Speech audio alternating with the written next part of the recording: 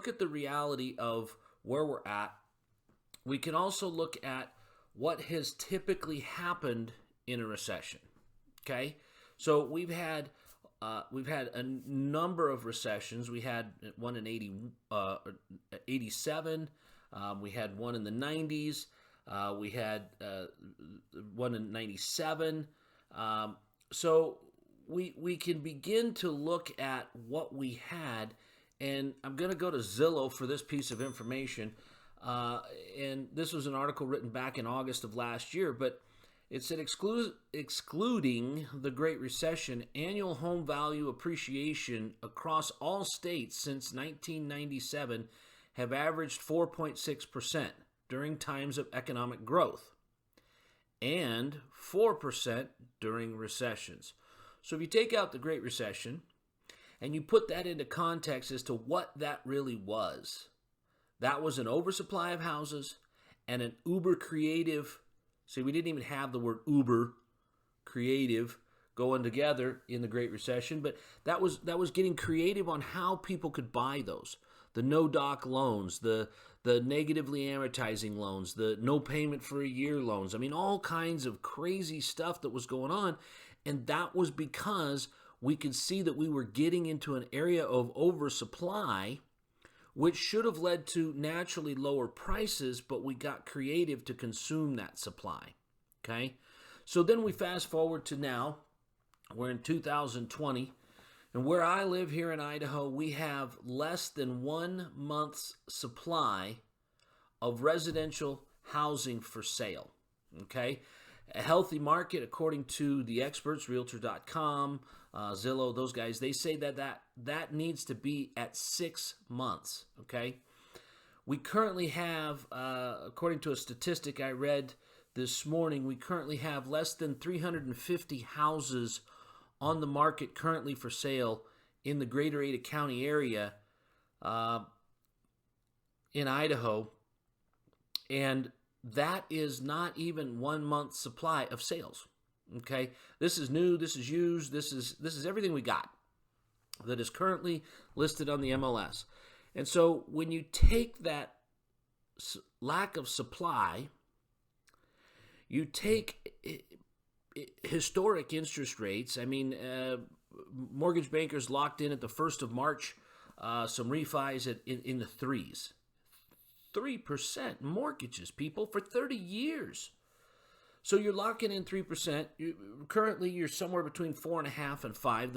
As we know, the mortgage market in this week has just been all over the map, just absolutely all over the map. But at the end of the day, let's call it a 4.5% interest rate here in Idaho.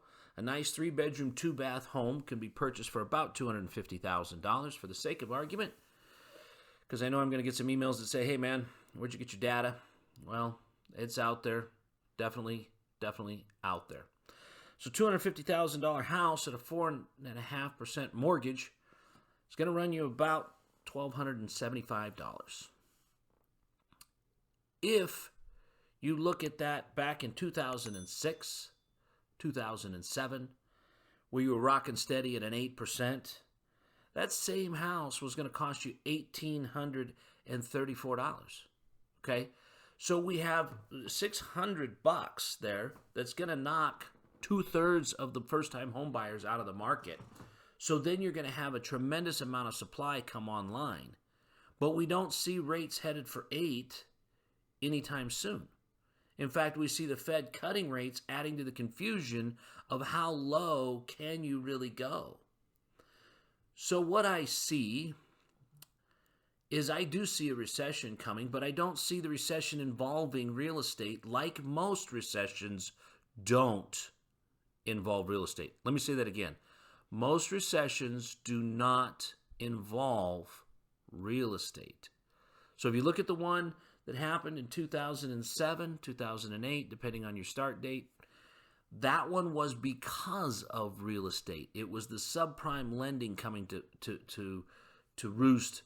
The mortgages that were negatively amortizing had done their business. They were back. They were coming to bear, and people couldn't afford them. People didn't understand them. And so when you look at what where we're at as far as a period in time, and everybody's questioning what in the world is real estate going to do. Well, I'll tell you what real estate is likely to do. It's going to shudder and it's going to shimmy as we all figure out what is happening next. But everybody I've talked to, deals are still closing. Deals are still falling out also. But that was happening 3 weeks ago and 3 months ago because everybody that can buy a house is trying to buy a house.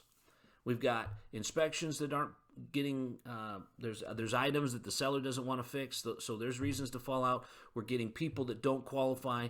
Lender recently told me of a person that showed up at closing all extremely ecstatic with a new car. And that hit their credit. Everybody looked at it, freaked out the day before, and that transaction didn't close because the person was rewarding themselves for buying a new house, with buying a new car, but didn't wait until the house was closed, right? So that one fell out. So you're seeing all kinds of examples of things falling out of escrow, of things not closing, but little of it has to do with the actual virus that we're dealing with on a global basis, okay? So when we think about what's really going on, coffee break, when we take the time to truly process what is happening to our world, we realize several facts. We realize that we had an extremely hot real estate market before we discovered this virus. We realized that we had an extremely hot stock market, and we had an extremely long run in upside, an extremely long bull market.